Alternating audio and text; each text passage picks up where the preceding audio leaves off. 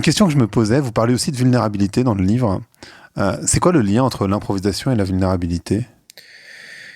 Euh, je dis dans le livre que c'est l'improvisation, c'est comme quand on joue tout seul, par exemple, en improvisant, euh, c'est comme quand on se regarde dans un miroir. Et c'est-à-dire, on peut pas se mentir. Je veux dire, on se regarde dans un miroir, on voit tous nos défauts. Hmm. Éventuellement, si on a un peu confiance en soi, on arrive à voir quand même quelques trucs pas trop mauvais. On arrive à trouver en tout cas des points positifs. On voit tout ce qui va pas. On se regarde dans les yeux, donc soi-même. Donc on s'affronte d'une certaine manière. On affronte notre sincérité. Et donc, euh, et donc improviser quelque part, c'est un peu la même chose, quoi. Donc, il faut pas avoir peur de se regarder en face. Et ce miroir, en fait, il est très, très inquiétant. Essayez de vous regarder pendant 2 ou 3 minutes sans arrêter dans un miroir. Vous allez voir, ça fait très, très, très bizarre. Ouais, on fait rarement ça, c'est vrai. Et on fait pratiquement jamais ça. On se regarde vite fait pour je sais pas, pour se coiffer, pour faire je sais pas quoi, pour se maquiller, pour ceux qui se maquillent, etc. Mais rarement on se regarde dans les yeux pour se regarder dans les yeux. Et, Hmm. et improviser, c'est ça en fait. Et donc il y a quelque chose de quand même très inquiétant, très très dur. Faut affronter ce regard-là. Il est sévère ce regard-là. Hein. Il est pas facile. Donc oui, c'est une forme de bouleversement en fait, mais c'est entre nous, entre soi et soi-même, c'est entre nous et nous-mêmes. Il y a personne d'autre qui regarde, c'est nous. C'est pour ça que l'improvisation, quand on est en public et qu'on improvise tout seul, quelque part, ça n'engage que nous. C'est nous et notre sincérité. Si les gens comprennent, apprécient, c'est génial. S'ils n'apprécient pas, bon ben c'est dommage. Mais l'exigence qu'on a vis-à-vis de soi-même, c'est elle qui va compter. Hmm.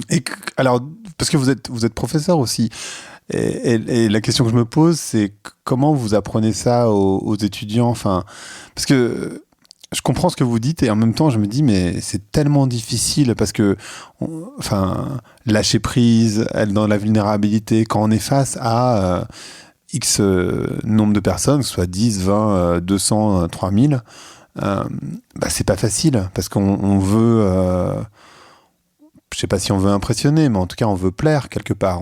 C'est une sorte de cadeau qu'on fait quand on fait de la musique, enfin j'imagine. Oui, Euh, oui, mais il n'y a pas que ça. C'est vrai, hein, vous avez complètement raison. Mais il n'y a pas que ça. Il y a autre chose. Moi, je pense on a beaucoup plus à communiquer que simplement plaire et se trouver sympa ou s'aimer. S'aimer, c'est important, hein.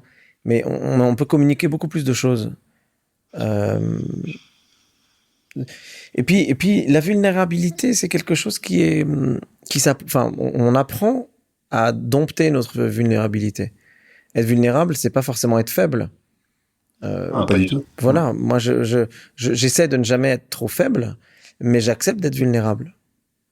Et je le fais parfois avec beaucoup d'entrain d'être vulnérable.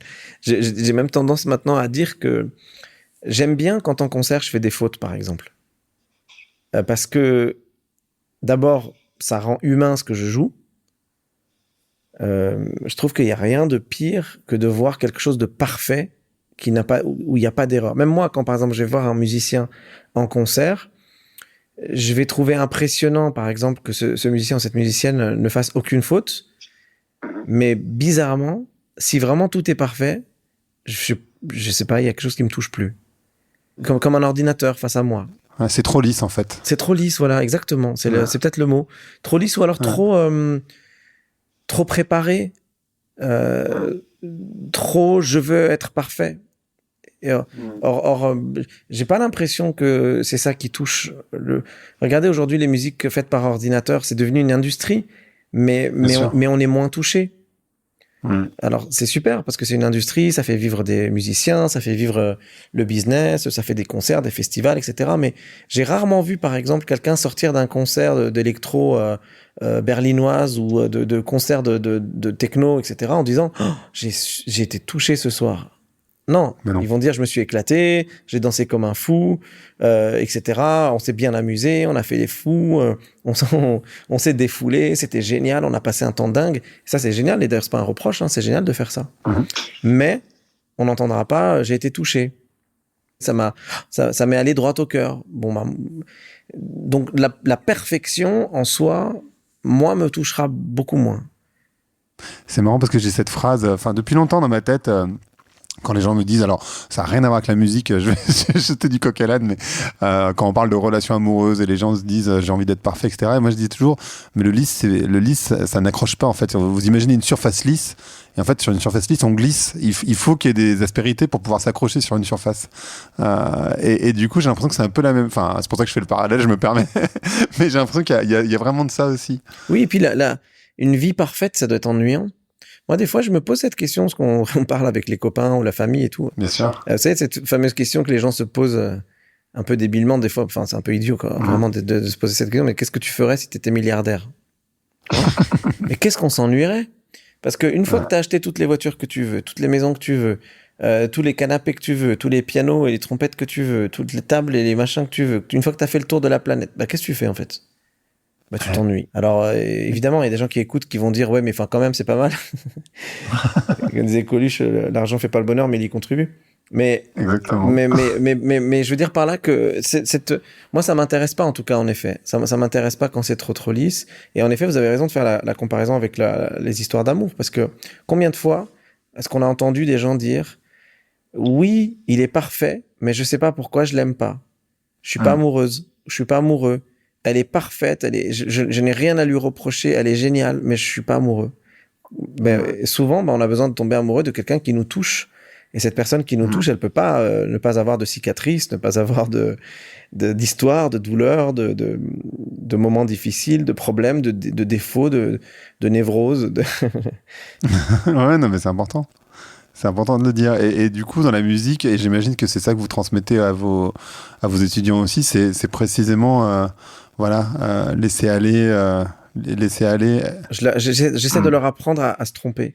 C'est une des premières leçons que je fais d'ailleurs dans les cours d'improvisation. En fait, il y a quelques années, maintenant j'ai arrêté parce que j'ai un peu moins le temps, mais j'ai créé une classe d'improvisation au Conservatoire régional de Paris, dans le cadre du pôle supérieur, donc c'était l'enseignement supérieur universitaire de la musique dans le cadre du conservatoire, donc c'est Paris et Boulogne. Et donc j'ai créé une classe où j'avais uniquement des musiciens, tous instruments confondus, classiques, de très haut niveau, qui sont tous destinés à faire des carrières professionnelles. Et tous sont volontaires, donc c'est pas une classe imposée. Ils viennent parce qu'ils ont envie d'apprendre à improviser. Et donc dès les premières leçons, la première chose que je leur apprends, c'est à se tromper. Je leur dis maintenant, on va tout faire à l'envers. Donc, joue-moi une phrase que tu maîtrises parfaitement dans ton répertoire. Et une fois que tu l'as jouée une ou deux fois, maintenant joue-la en faisant exprès de te tromper à un moment donné au milieu. Et ça commence par ça. C'est le point de départ. C'est le point de départ. Trompe-toi. Apprends à te tromper. Apprends à tomber, en fait. Comme dans les sports de combat et tout ça. Apprends à tomber. Et si tu n'apprends pas à tomber, tu n'arriveras a priori pas à développer de créativité. Tu dois apprendre à te tromper, à tomber, sinon tu n'apprendras jamais à marcher tout seul. Alors, est-ce qu'on peut dire qu'improviser, c'est faire n'importe quoi, ou justement pas du tout, c'est l'inverse? Non, c'est vraiment l'inverse. Et d'ailleurs, c'est étonnant parce que dans le langage courant, quand on dit s'improviser ceci ou s'improviser cela, c'est devenu un péjoratif en fait.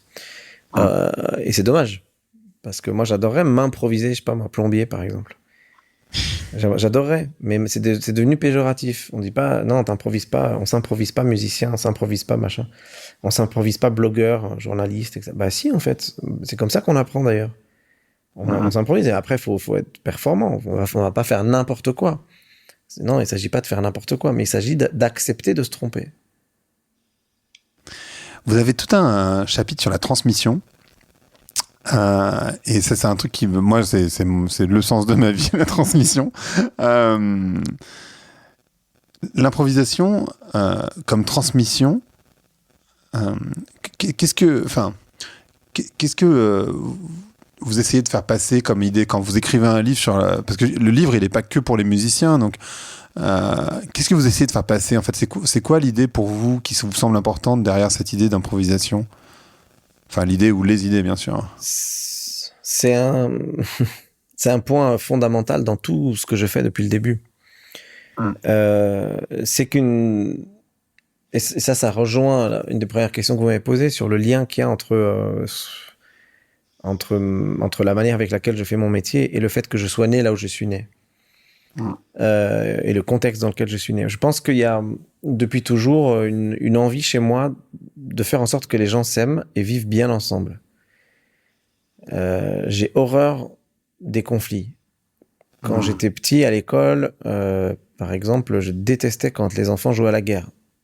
Et moi, je l'avais connu, donc je pouvais pas supporter ça. Et quand je voyais deux personnes fâchées, je voulais absolument faire en sorte qu'ils s'entendent. Et même encore aujourd'hui, j'ai un peu cette tendance-là. Et donc, de là, de fil en aiguille, avec la musique, l'art en général, j'essaie de trouver des idées pour réussir à résorber un peu ce gap, cette distance qui est en train de grandir entre la conscience du raisonnable et l'envie de tout envoyer balader, qu'il y a, je trouve, dans la société actuelle. Il y a de plus en plus cette sensation, alors le Covid n'aide pas, n'a pas aidé, mais je trouve qu'il y a un truc un peu exponentiel, très inquiétant, actuellement, dans le monde dans lequel on est, qui a été, à mon avis, exacerbé par Internet, qui a généré une forme de parole globale de plus en plus pesante. Il y a... Et puis parce que Internet a beaucoup aidé les manipulations d'esprit et de masse. Complètement. Il y a de plus en plus cette idée qu'on n'y arrivera pas. Que de toute façon, c'est perdu. Que le dialogue interculturel, pour ne prendre que cet exemple-là, c'est voué à l'échec. Que la multiculturalité, que la mondialisation, c'était une lubie. Etc., etc., etc. Et que, quelque part, ces idéaux qui ont été développés de siècle en siècle, jusqu'aux Lumières et même jusqu'aujourd'hui, l'universalité, l'universalisme, moi j'ai grandi à une époque où on considérait qu'une encyclopédie, ça s'appelait Universalis. On apprend quelque chose d'universel, c'est-à-dire qu'on a des versions de la réalité qu'on partage tous les uns avec les autres pour trouver un compromis qui devient universel. Et cet universalisme, c'est ce qui nous unit. Donc on est tous unis dans une différence, dans la différence. Donc c'est toutes nos différences qui vont faire qu'on est ce qu'on appelle une race humaine. Et qu'on est tous prêts à s'accorder les uns les autres. C'est pour ça qu'on a construit l'Europe, c'est pour ça que les États... aux États-Unis, les États se sont unis. C'est pour ça que voilà. Donc les gens veulent et ont toujours voulu s'unir. Et puis j'ai l'impression qu'aujourd'hui, à notre époque, il y a une sorte de comment dire, de montée d'une croyance qui serait que tout ça, c'est du foutage de gueule. Et qu'on se fout de nous depuis le début, et qu'en fait ce n'est pas possible, et qu'il faut tout envoyer balader. Et je pense que pour moi, l'improvisation, c'est pour ça que je fais toute ce monologue, mais pour moi, l'improvisation, c'est l'art de réussir à tous se mettre d'accord malgré nos différences, malgré nos différences d'âge, nos différences de culture, nos différences d'origine, de tout, de religion, de croyance, peu importe. Quand on est un groupe de gens extrêmement différents, il y a un moment où si on a une volonté véritablement d'improviser tous ensemble une musique commune, eh ben on va devoir trouver des points communs, on va devoir les trouver. Et ça, c'est l'école de la vie commune.